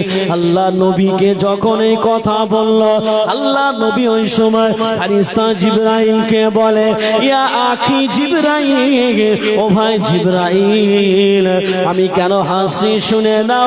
আমি দেখতে পাচ্ছি আমার আল্লাহ পাক আমাকে এতটা ভালোবেসে আসমানের দেয়ালের গায়ে আমার নাম দিয়ে ডিজাইন করে রেখেছে। এই জন্য আমি আনন্দে আমি রাসূলুল্লাহ হাসতেছি। রসুলের হাসিটা আমার আল্লাহ পাক বড্ড পছন্দ করে। তো সেই আল্লাহর রসুল হাসছিলেন, কারণ হলো নবী মুহাম্মদ দেখছে যে আমার আল্লাহ পাক আমাকে এতটা ভালোবাসে, এতটা মহব্বত করে, আসমানের পিলিয়ার গায়ে গায়ে ডিজাইন করে রেখেছে। তো আল্লাহর নবী প্রথম আসমান, দ্বিতীয় আসমান হয়ে গেল, তৃতীয় আসমানে উঠলো। তৃতীয় আসমানে উঠে দেখে প্রথম আসমানের চাইতে দ্বিতীয় আসমানটা হাজার গুণে সুন্দর। দ্বিতীয় আসমান পার করে তৃতীয় আসমানে উঠলো। তৃতীয় আসমানে উঠে দেখে উঠে সর্বনাশ, প্রথম দ্বিতীয় তার চাইতে তৃতীয় হাজার গুণে আর সুন্দর। এমন করে করে আল্লাহর নবী পঞ্চম আসমানে উঠে গেল। পঞ্চম আসমানে উঠে গেল। তো আল্লাহর নবী পঞ্চম আসমানে যখন উঠে গেল, আল্লাহর নবী পঞ্চম আসমানে উঠে দেখছেন আল্লাহ পাক রব্বুল আলামিনের যে সমস্ত ফারিস্তা যে জাহান কবজ করে তার নাম কি? ফারিস্তা জানেন না? আজরাইল। তো সেই আজরাইল ফারিস্তা তিনি হিসাব নিকাশে ব্যস্ত, কখন কার মৃত্যু হবে, কখন কে জন্ম নিচ্ছে, কখন কোন দিন কোন সময় কার মৃত্যু হবে, ওই টাইম মেইনটেনেন্স করছেন আর হিসাব করছে। আল্লাহর নবী আরো কিছুটা দূরে গিয়ে দেখছেন আল্লাহর এক একটা ফারিস্তা এক এক ডিপার্টমেন্টে বসে আছে। আল্লাহ রাসূল আরো কিছুটা দূরে গিয়ে দেখছেন ফারিস্তা ইসরাফিল মুখে সিংহা নিয়ে বসে আছে। আল্লাহ কখন হুকুম করবে সিংহায় ফুঁক দেবে। আল্লাহর নবী আরো কিছুটা দূরে গিয়ে দেখছেন যে সেই আসমানের উপরে কিছু কিছু বরুই গাছ দেখা যাচ্ছে। বরুই গাছ মানে কি? কুল গাছ। কি গাছ? কুল গাছ। আল্লাহর নবী সেই কুল গাছটা দেখে অবাক হয়ে গেছে যে কি সর্বনাশ, কুল গাছ আবার এরকম হয় নাকি? আল্লাহর নবী কুল গাছটা দেখছে, এক একটা কুল গাছের পাতা হাতির কান দেখেছেন? ওই হাতির কানের চাইতে আরো বড়। আর ওই গাছের ফল 1 কিলো নয় 2 কিলো নয়, একটা একটা কুল হচ্ছে 70 মণ করে ভারী। কি বুঝলেন? একটু সুবহানাল্লাহ হবে না? ও আমার ভাইরা, আল্লাহর নবী ওই বড়ই গাছটা দেখে আর নবী মুহাম্মদ হাসে। ফেরেশতা জিবরাইল বলে, ইয়া রাসূলুল্লাহ, ইয়া হাবিবাল্লাহ, আপনি কেন হাসেন? আল্লাহ নবী ওই সময় ফেরেশতা জিবরাইলকে বলে, ও ভাই জিবরাইল, আমি রাসূলুল্লাহ, আমার নাম এবং আমার আল্লাহর নাম দুজনের নাম প্রত্যেকটা গাছের পাতায় পাতায় আমার আল্লাহ লিখে রেখেছে। প্রত্যেকটা পাতায় পাতায় রসুলের নাম এবং আল্লাহর নাম দুজনের নাম দিয়ে আল্লাহ পাক পাতায় পাতায় লিখে রেখেছে। আমরা যদি দুনিয়ার জমিনে দেখবেন কোন ছেলে কোন মেয়ে, তারা যদি দুজনেই ভালোবাসা করে, প্রেম প্রীতি করে, তার নামটা বা তার ফটোটা দেখবেন মোবাইলের স্ক্রিনের উপরে সেভ করে রাখে বা তার খাতায় তার নাম লিখে রাখে, বা যুবকের হাতে দেখবেন কি করে, ট্যাটু করে না, কি বলে না, কি করে ট্যাটু, ওই ট্যাটু করে দেখবেন ওই হাত পুড়িয়ে ও বাইরাম নাম লিখে রেখেছে এবং ব্লেড দিয়ে কেটে কেটে দেখবেন নাম লিখে রেখেছে। রাখে না? রাখে না? তো একজন ছেলে বা একজন মেয়ে হাত কেটে নাম লেখে কখন? যখন সে তার মন তার প্রাণ উজাড় করে তাকে ভালোবাসে তখন, তাই না?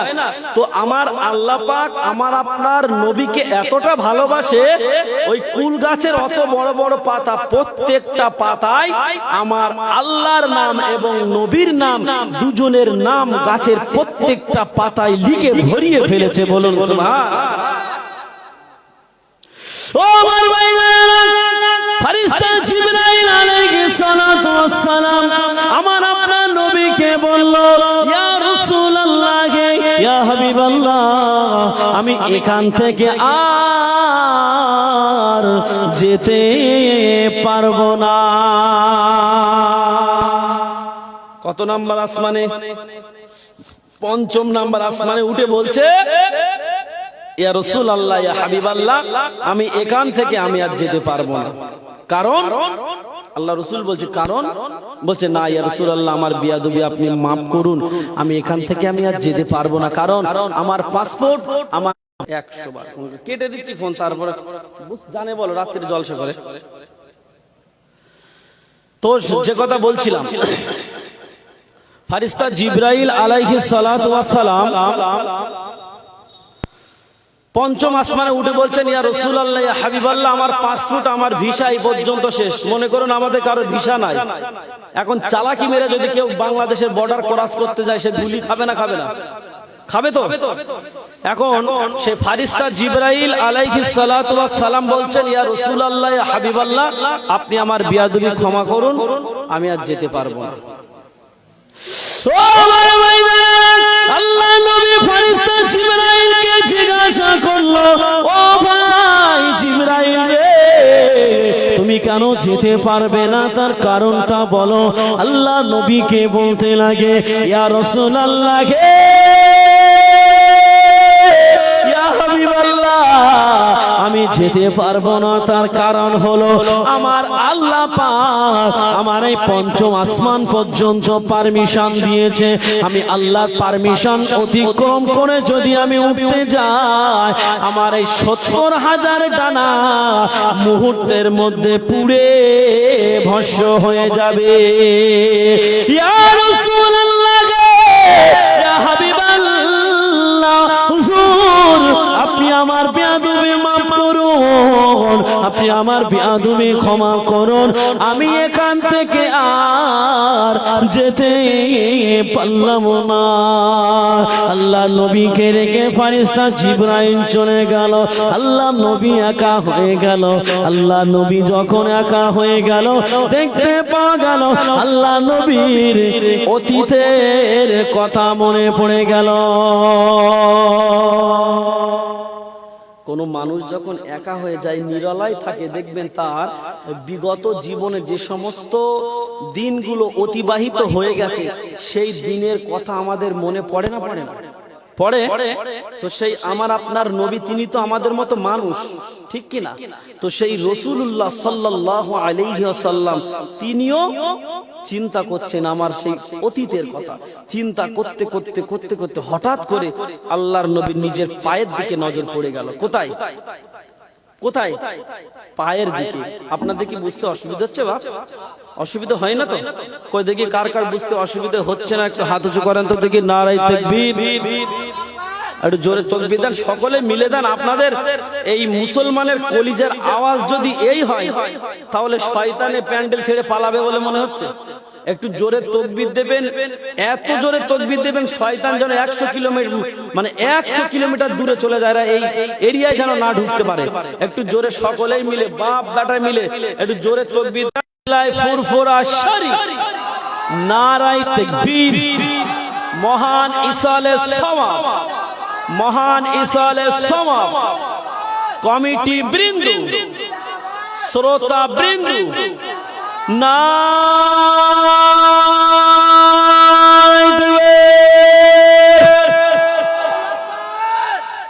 এই ভাইজান একাই জানা দিচ্ছে তাকবীর। আপনারা জানো তাকবীর দিচ্ছেন ঠিকই, কিন্তু মনে হচ্ছে আপনাদের আওয়াজটা যেন মনে হচ্ছে এই ব্যাটারি যেরকম বসে যায়, পেন্সিল ব্যাটারির আওয়াজ, ওই পেন্সিল ব্যাটারির ভার একা মনে হচ্ছে যে যেন 10 ব্যাটারি টর্চের মতন আওয়াজ দিচ্ছে। আপনারাও একটু 10 ব্যাটারি টর্চের মতন আওয়াজ দেবেন তো নাকি? আপনারা দেবেন আওয়াজ, আমিও দেব আওয়াজ। আপনারা যদি কিপটমু করেন তাহলে আমি কিন্তু কিপটমু করবো। বুঝতে পেরেছেন? আমি ওয়াজ করছি, আপনারা আমার সঙ্গে মাঝে মধ্যে একটু হ্যাঁ হু বলবেন। আমি একা বলবো আর আপনারা সবাই বলবেন। আপনারা সবাই বললে আওয়াজটা একটু বেশি হবে, ঠিক কিনা? তো চলুন, যে কথা বলছিলাম, আল্লাহর নবী সাল্লাল্লাহু আলাইহি ওয়াসাল্লাম তিনি একা হয়ে গেলেন, পায়ের দিকে নজর পড়ে গেল। হঠাৎ করে দেখছি এই সর্বনাশ করেছে, এই সে পায়ের সে জুতো, সে ছেঁড়া জুতো পরে আমি চলে এসেছি। আমার পায়ে ধুলো বালি লেগে আছে, আমি এভাবে চলে এসেছি। কেননা রাসূল কি করছিল মনে নেই? কাঁদছিল। রাসূল আমার কাঁদছিল। তো দেখছে আমার সে পা পরিষ্কার করা হয়নি, ধুলো ঝাড়া হয়নি, আমি ওই অবস্থায় চলে এসেছি, আমার জুতোই নোংরা, ছেঁড়া জুতো। আল্লাহর নবী হঠাৎ করে নবী মূসার কথা মনে পড়ে গেল। কার কথা? নবী মূসা। ও আমার ভাইরা, আল্লাহর নবী দিন দুনিয়ার বাদশাহ হাবিবুল্লাহ জনাবে মুহাম্মদ রাসূলুল্লাহ সাল্লাল্লাহু আলাইহি ওয়াসাল্লাম, আল্লাহ নবীর হঠাৎ করে নবী মূসার কথা মনে পড়ে গেল। আমার আল্লাহ পাক আল্লাহ তাআলা নবী মূসাকে দুনিয়ার জমিনে তুর পাহাড়ে ডেকেছিল। নবী মূসাকে আমার আল্লাহ পাক বলেছিল, ও নবী মূসা, তুমি তুর পাহাড়ে জুতো পায়ে দিয়ে উঠবে না। যদি তুর পাহাড়ে উঠতেই হয়, তোমার জুতো খুলে উঠতে হবে। আল্লাহ নবী মূসাকে জুতা খুলে খালি পায়ে আমার আল্লাহ পাক তুর পাহাড়ে ওঠার কথা বলেছিল। আল্লাহ নবীর এই কথা মনে পড়ে গেল। এই না কথা মনে করে নবী আমার হঠাৎ করে জুতাটা খুলতে যাবে, গাইবি আওয়াজ আসলো, ইয়া রাসূলুল্লাহ, ইয়া হাবিবাল্লাহ, হুজুর আপনি জুতা খুলবেন না, আপনার জুতার যে ধুলা বালি লেগে আছে, আমি আপনার জুতার ধুলা বালি দিয়ে আমি আল্লাহ পাক আমার আরশে আজিমকে আমি আল্লাহ ধন্য করব।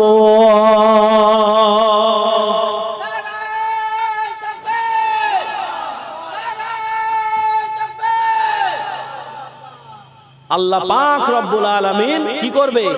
আমার নবী পাকের ধুলা নিয়ে আরশে আজিমকে ধন্য করবে। তাহলে নবীর মান, নবীর সম্মান বেশি না কম? আমার আল্লাহ পাক আমার আপনার নবীকে নবীদেরও নবী করে পাঠিয়েছেন, বলুন ঠিক কিনা? আর আমরা বসেছি কোন নবীর মাহফিলে? আমাদের বিশ্ব নবীর উদ্দেশ্যে সেই মাহফিলে আমরা এখানে বসেছি।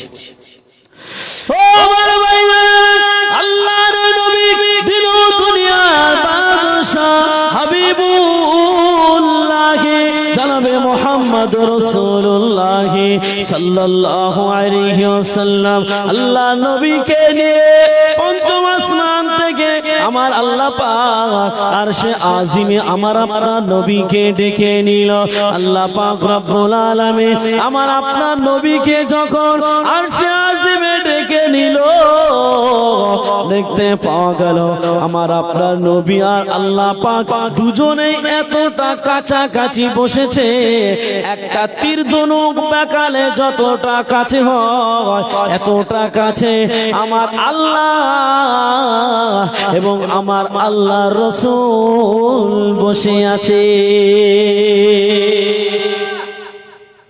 একটা তীর ধনুক বেকালে যতটা কাছে হয় ঠিক এতটা কাছাকাছি আল্লাহ এবং আল্লাহ রাসূল দুজনেই বসে আছে। এবং আল্লাহ পাক রব্বুল আলামিন আমার আপনার নবীকে জিজ্ঞাসা করছেন এবং আমার আপনার নবীকে সালাম দিচ্ছেন।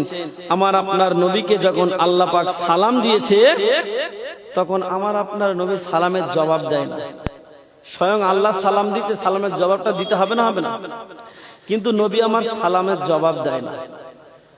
হঠাৎ করে যখন সালামের জবাব দিচ্ছে না, তো আল্লাহ পাক বলছে, হাবিব তুমি আমার সালামের জবাব দিচ্ছ না যে?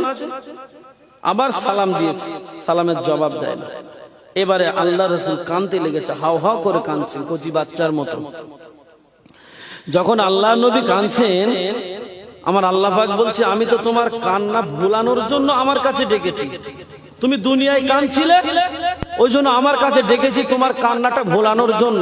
আর সেই একই জিনিস আমার কাছে এসে তাই আমার আল্লাহ পাক সালাম দিয়েছে, উত্তর দেয় না। আবার সালাম দিয়েছে, 3 বার সালাম দিয়েছে। যখন উত্তর দিল না, আমার আল্লাহকে বলছেন, আল্লাহ পাক আপনি যে আমাকে সালাম দিয়েছেন, আপনি যে আমার খোঁজ নিয়েছেন, কিন্তু আমার গুনাহগার উম্মত তানিদের খোঁজ নিয়েছেন? কথা কি বুঝতে পারছেন? কাদের কথা? আমাদের কথা। বলছেন আল্লাহ আমার গুনাহগার উম্মত তানিদের খোঁজ নিয়েছেন? আমার গুনাহগার উম্মত তানিরা কেমন আছে? আমার তো জিজ্ঞাসা করলেন আমি কেমন আছি, এবং আপনি আমাকে সালাম দিয়েছেন, কিন্তু আমি সালামের জবাব ততক্ষণ পর্যন্ত আমি দেব না যতক্ষণ পর্যন্ত আমার উম্মত তানিদের আপনি সালাম না দেবেন। আপনি আমার দিদার দিয়েছেন, যতক্ষণ পর্যন্ত আমার উম্মত তানিদের সঙ্গে আপনি দিদার না দেবেন ততক্ষণ পর্যন্ত আমি সালামের জবাব দেব না, আর আমি রাসূলুল্লাহ আমার কান্না বন্ধই করব না। এখন বলেন, আল্লাহ পাক রাসূলের কান্না কি সহ্য করতে পারবে? পারবে না। চলুন কি হয় পরে বলবো, একটু মাঝখানে একটু ব্রেক, একটু দরুদ। আল্লাহুম্মা সাল্লি আলা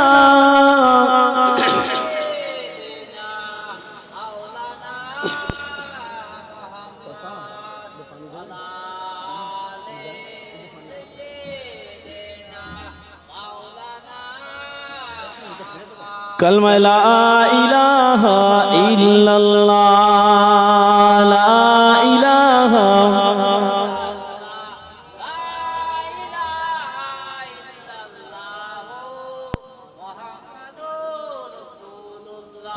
কালমা লা সাল্লাল্লাহু আলাইহি ওয়াসাল্লাম। আমি একটা আপনাদের সম্মুখে গজল গাইব, সেই গজলটা আমার সঙ্গে আপনারা গাইবেন। গাইবেন তো? বলেন ইনশাআল্লাহ, বলেন হবে তো? আমি গজলটা বলার আগে তাও এতটুকু বলে দিচ্ছি, আমি বলবো যে ইমানদার দেওয়ানা, আর আপনারা বলবেন যেতে চাই মদিনা। পারবেন তো? বলেন ইনশাআল্লাহ। কই দেখি, আমি বলে দিচ্ছি সুরটা হবে ইমানদার দেওয়ানা। এই হাদিস আর কোরআনের কথা হচ্ছে তো, ওই জন্য কোরআনের মধ্যে আল্লাহ পাক আমার নবীর কত শান লুকিয়ে রেখেছে, কোরআনের মধ্যে আল্লাহ কতটা শান রেখেছেন আমার আপনার নবীর, সেই সম্পর্কে কিছু মানে গজলের ভাষায় তুলে ধরছি। দেখেন, কোরআনে এত নবীজির শান, কোরআনে এত নবীজির শান, মুনাফিক দেখে না। কোরআনে এত নবীজির শান, মুনাফিক দেখে না। ইমানদার দিওয়ানা যেতে চাই মদিনা, ইমানদার দিওয়ানা। মাশাআল্লাহ মাশাআল্লাহ।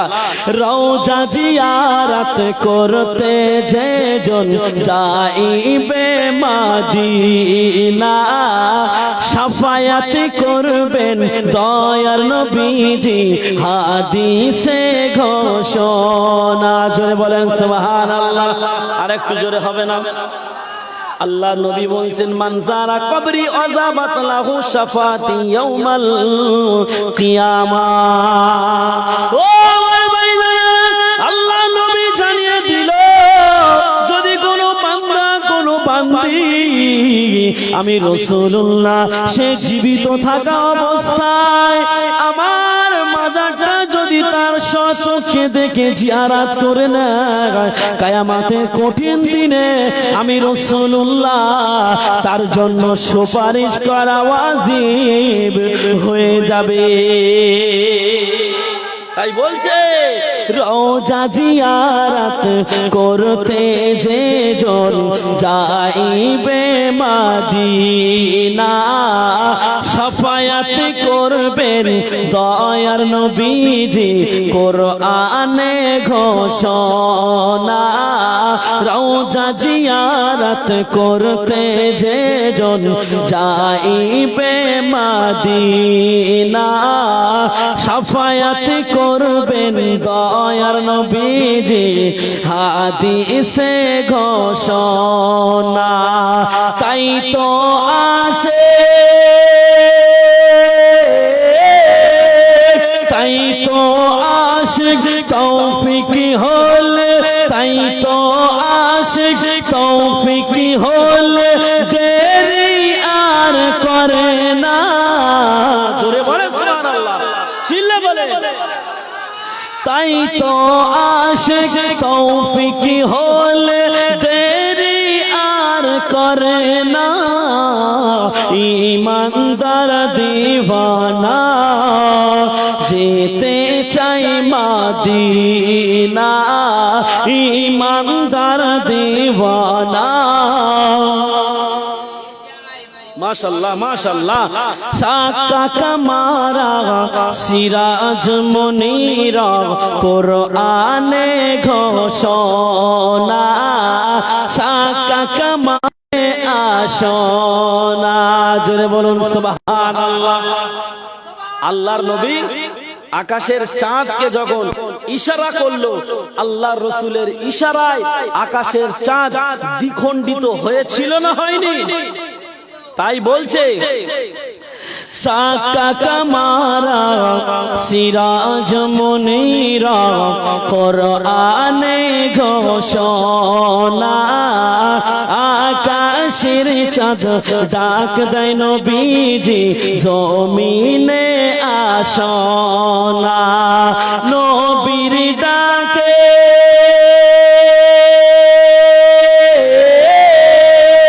নবীর ডাকে আকাশের চাঁদ ডাকে আকাশের চাঁদ টুকরা হয় দুইখানা।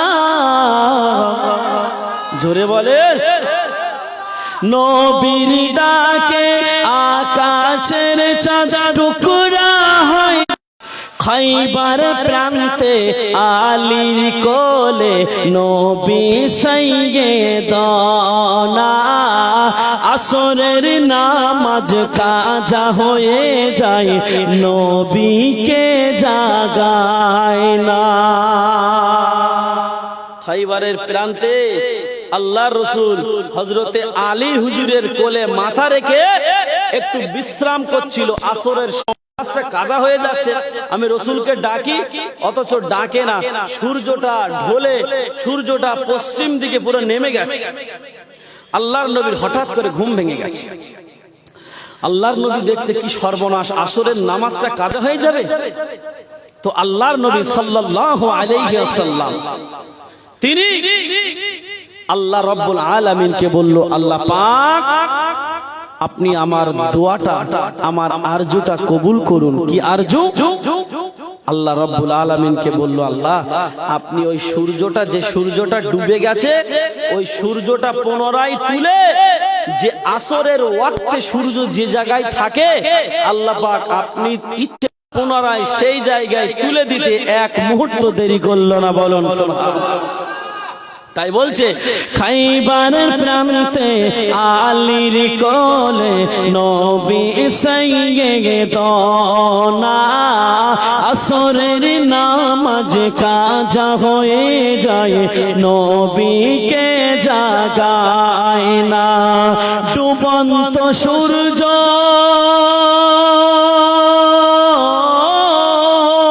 ডুবন্ত সূর্য ডাকে দিয়ে কই নবী, ডুবন্ত সূর্য ডাকে দিয়ে কই নবী, আলী নামাজ পড়ো না। একটু জোরে বলেন। ডুবন্ত সূর্য ডাকে দিয়ে কই নবী, আলী নামাজ পড়ো না।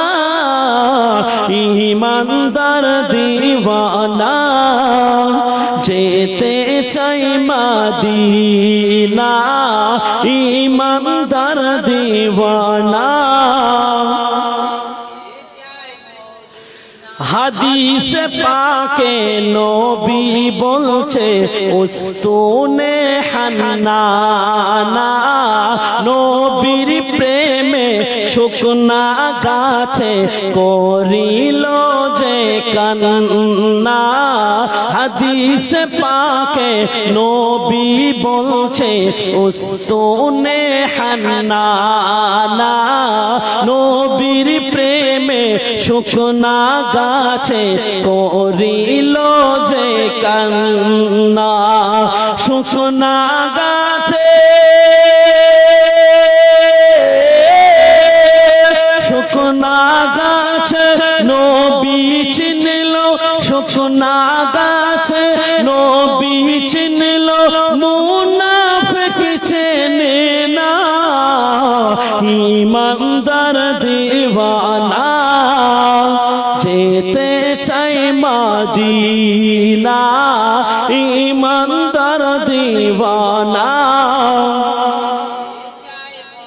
কোরআনে এত নবীজির শান, কোরআনে এত নবীজির শান, মুনাফিক দেখে না।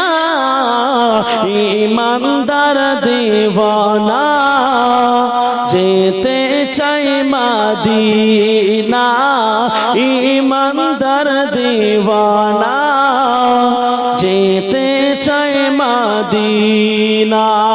আল্লাহুম্মা সাল্লি আলা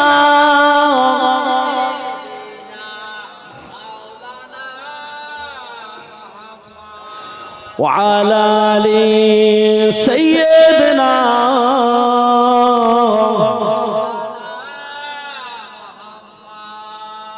তো বাবাজি জলসা ওয়াজ শুনছে এবং পটাশ করে উত্তর দিয়েছে। ওয়াজটা কোথায় ছেড়েছিল? হ্যাঁ ঠিক আছে, তাহলে মোটামুটি ওয়াজ শুনছে। আল্লাহর নবী সাল্লাল্লাহু আলাইহি ওয়াসাল্লাম তানাকে সালাম দিয়েছিল এবং সালামের জবাব দেয়নি, কিন্তু আল্লাহ রাসূল কাঁদছিল, ঠিক কি না? আমার ভাইরা, আল্লাহ নবীকে নিয়ে পঞ্চম আসমান থেকে আরশে আজিমে উঠে গেল। আমার আল্লাহ পাক আল্লাহ তাআলা আমার আপনার নবীকে সালাম দিল। আমার আপনার নবীকে সালাম দিয়ে বলছে, হাবিব রে, আমি আল্লাহ পাক আমি তোমাকে সালাম দিয়েছি, তুমি কেন আমার সালামের জবাব দিলে না? তোমার আমি সালাম দিয়েছি। আল্লাহর নবী বলে, আল্লাহ গো, আমি সালামের জবাব দেই না, তার মধ্যে যথেষ্ট কারণ লুকিয়ে রয়েছে। কি কারণ লুকিয়ে রয়েছে? আল্লাহ নবী বলে, ও রব্বুল আলামিন, আল্লাহ পাক আমি সালামের জবাব দিলাম না, তার কারণ হলো আল্লাহ গো, আপনি আমার সামনাসামনি বসে কথোপকথন করছেন, আমার সঙ্গে কথা বলছেন, কিন্তু আমার উম্মতানির সঙ্গে আপনি কথা বললেন না, আপনার দিদার দিলেন না, ওই কারণে আমি সালামের জবাবটা দিলাম না। আল্লাহ নবী বলে, ও রব্বুল আলামিন, আল্লাহ পাক আপনি আমার বিষয়ে জিজ্ঞাসা করলেন, আমি কেমন আছি, আমার পরিবার কেমন। আমি রাসূলুল্লাহ এই না কথা মনে করে আমার চোখের পানি গড়িয়ে যায়। বলুন সুবহানাল্লাহ। বলছে আল্লাহ পাক আমি কোনো কথা শুনবো না, আমার উম্মতানিদের সালাম দিতে হবে এবং তাদের সঙ্গে দিদার দিতে হবে, আমার সঙ্গে যা যা ঘটছে এগুলো করতে হবে। কি করতে হবে? তাদেরকে সালাম দিতে হবে। কাদের? আরে আমাদের। কাদের? আমাদের সালাম দিতে হবে। কে চাইছে? নবী চাইছে। কাদের জন্য? আমাদের জন্য। দেখেন নবী আমাদের জন্য কি কষ্ট না করেছে, দুনিয়ায় করেছে তো, এবার আরশে আজিমে দেখেন কি করছে। বলছে আল্লাহকে বলছে, আপনি আমার গুনাহগার উম্মতানিদের সালাম দেবেন। এক। দুই, আমাকে যেমন আপনি দিদার দিয়েছেন, আমার উম্মতানিদের দিদার দিতে হবে। দুই নাম্বার তিন, আপনি যেমন আমার খোঁজ নিয়েছেন, আমার পরিবারের খোঁজ নিয়েছেন, কিন্তু আমার উম্মতানিদের খোঁজ নেননি, ওই জন্য আমি রাসূলুল্লাহ এই কারণে কাঁদছি। আর যদি এই কটা জিনিস যদি আমার পূরণ না হয়, আমি রাসূল দুনিয়ার বাদশা হাবিবুল্লাহ জনাবে মুহাম্মদ রাসূলুল্লাহ সাল্লাল্লাহু আলাইহি ওয়াসাল্লাম যখন এই তিনটে কথা বলল, আমার আল্লাহ পাক বলে, হাবিব আমি কি তোমার উম্মতানিদের বাড়িতে বাড়িতে গিয়ে সালাম দেব? আমার নবী বলে, আল্লাহ আমি কোনো কথা শুনবো না, কিভাবে সালাম দেবেন তার ব্যবস্থাটা আল্লাহ আপনার করতে হবে। আমার আল্লাহ পাক বলল, হাবিব আমি কি এখন তোমার উম্মতানিদের প্রত্যেকের বাড়িতে গিয়ে গিয়ে কি দিদার দেব? আল্লাহর নবী বলল, আল্লাহ গো আপনি কিভাবে দিদার দেবেন সেটা আপনি বুঝবেন, আমি জানি না। যখন এই কথা বলল, আমার আল্লাহ পাক বলছেন, হাবিব তোমার সঙ্গে আমি কথা দিলাম, কিয়ামতের দিনে আমি আল্লাহ পাক জান্নাতুদ দারুস সালামের মধ্যে তোমার উম্মতানিদের সঙ্গে আমি আল্লাহ পাক দিদার দিয়ে দেব। ও আমার হাবিব রে, আমি শুধু দিদার দেব না, আমি তাদের সঙ্গে দিদার দিয়ে আমি তাদেরকে সালাম প্রদান করব। বলেছি আমার উম্মতানিদের কিছু ফ্যাসিলিটির জন্য। ফ্যাসিলিটিটা আর কি আছে?